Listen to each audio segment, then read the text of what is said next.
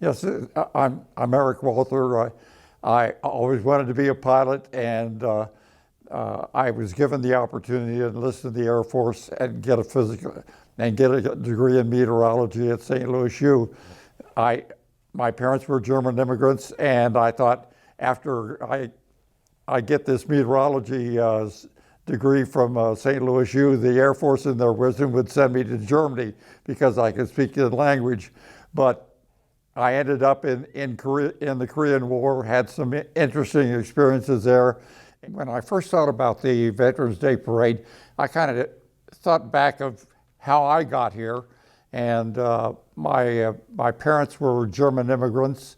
Dad came over in 1925, and he was sponsored by his uncle that had a farm, which is now the Claycoma Ford plant, and Dad was approached a number of times by German American clubs to become a member of their organization, and Dad said no, no, no. And I finally asked him one day, how come you don't do that?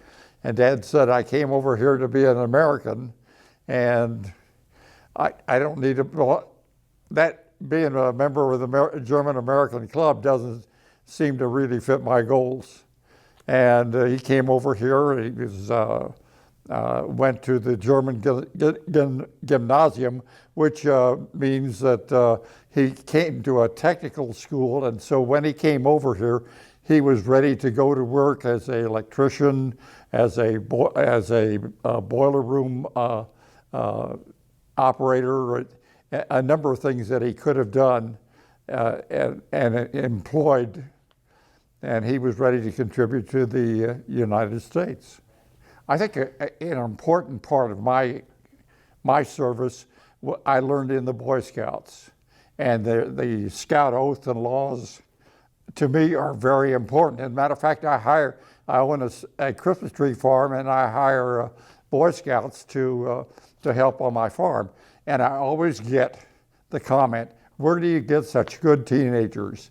And when a kid is required to say the Scout oath and laws on my honor, I'll do my best to do my duty to God and my country, etc., at least twice a week, that rubs off.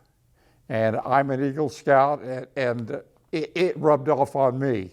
And it was a very important part of my life to have gone through that training. And I worked on a farm as a kid, and I hoed corn. I hoed corn where the Ford plant is today, and I learned to swim. I went hunting. I did all types of farm work, and so I had a very fortunate childhood, and was exposed to a number of different things, and worked I graduated from high school in 1948. My dad had a heart attack, and he had instilled in me the necessity to get a college degree. And so he wasn't going to be able to help me, and I got out, and I worked my way through school. Instead of going 4 years, it took me 5 years, and my maximum salary, or my average salary during that time, was about 30 cents an hour. And you don't do a lot of things that you like to do on a frivolous nature. You just got to keep your nose at the grindstone and to get it done. And Dad happened to read in the Kansas City Star that the Air Force was looking for people with a physical science degree to train them to be meteorologists. And he sent me the article. I thought, well, that's interesting. And so I enlisted in the Air Force, and that decided me to what kind of pilot I wanted to be.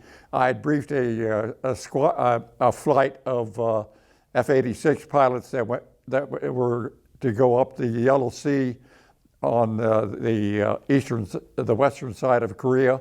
They got jumped by some MiGs, and they shot down the 3 MiGs that jumped them, and the pilots came back off that mission, and I was there to see them land and try to get out of the airplane.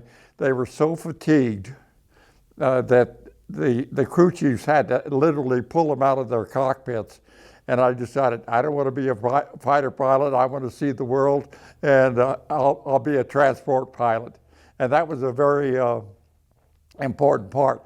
And so I finally got to go to pilot training, and I graduated from flight school. And when I was a kid growing up in Kansas City, B-25s that were manufactured at Fairfax Airport flew over my house, and I used to stand out there and think, boy, I'd love to fly one of those airplanes. That was the multi-engine trainer that I had at Reese Air Force Base. They checked me out in the WB-50s, and I went over to Guam and flew hurricane reconnaissance. They call it a hurricane east of or west of the international date line is called a typhoon. I've got 22 typhoon penetrations, and some were really very interesting, and some were kind of ho-hum. And ended up after that was sent back to the States, got a master's in meteorology, and was sent over to London to brief NATO command post. And I was passed over because I didn't have the right managerial experience in the Air Force.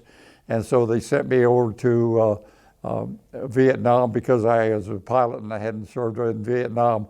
And I went to McGuire Air Force Base, and I was to be there 6 months, and I ended up there 4 years. And during that time became a commander of a security police squadron, very interesting, and did a number of other things, airport manager and other sundry jobs that were required. Eventually I did go to, on my way to, was given a series of orders. One was an F-4 pilot, and I thought, why would the Air Force want me in F-4 when I have literally no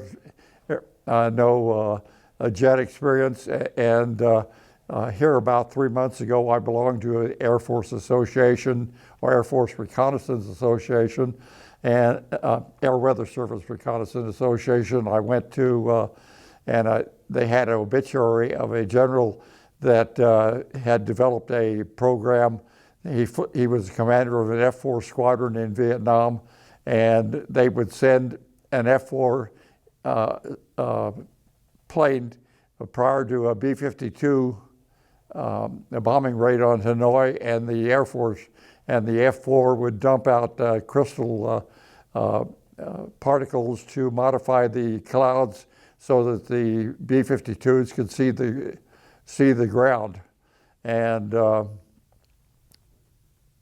I eventually, my primary airplane that I was to fly was the C-47 that was developed by Douglas to be commercial airliners, and they came on active service in 1935. One of my last missions in the C-47 in the Air Force, I was flying a group of people coming back from R&R.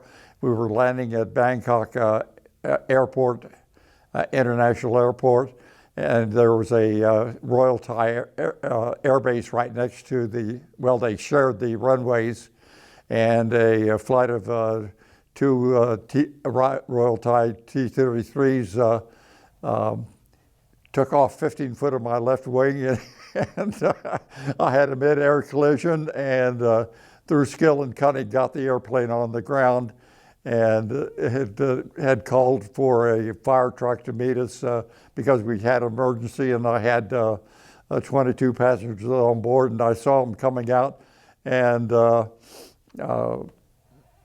they didn't stop for me. A KC-135 refueling plane tanker was behind me, and they went to see him, and I pulled off the runway expecting the fire trucks to pull up, and it didn't happen. I just had 22 happy passengers get off the airplane and marveled that we landed with 15 foot of our wing gone.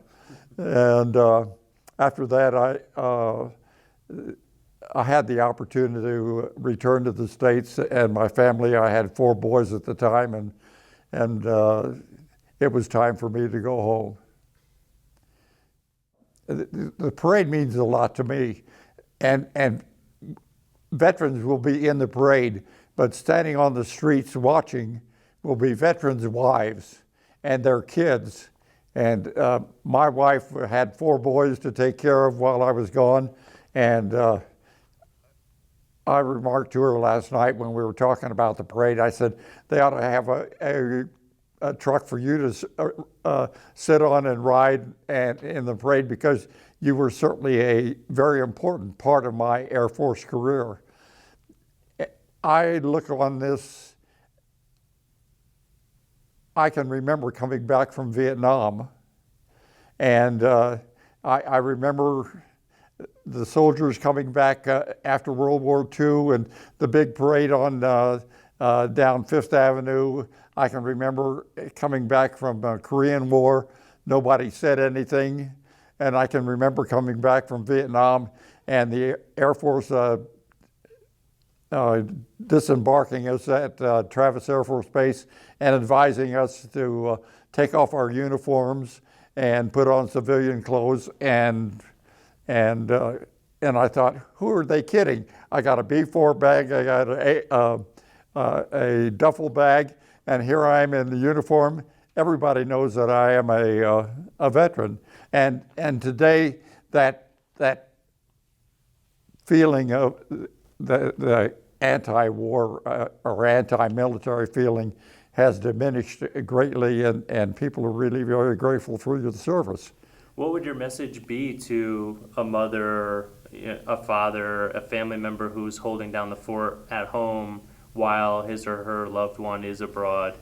What would be your message to that family member today, that spouse today? Well, your husband or your it could be a wife that's on active duty, are doing a very vital job for our country, and their service is greatly appreciated, and their service is needed, and the sacrifice that they make and the military member makes are very much needed by our country.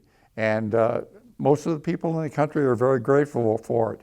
And the kids that are lining the streets, they are really agog. They really appreciate the uniform, and they see the old tanks and military paraphernalia, and they see the airplane fly over and the smoke trailing out of the airplane, and the kids really get quite excited, and it solidifies our trust in our nation and patriotism.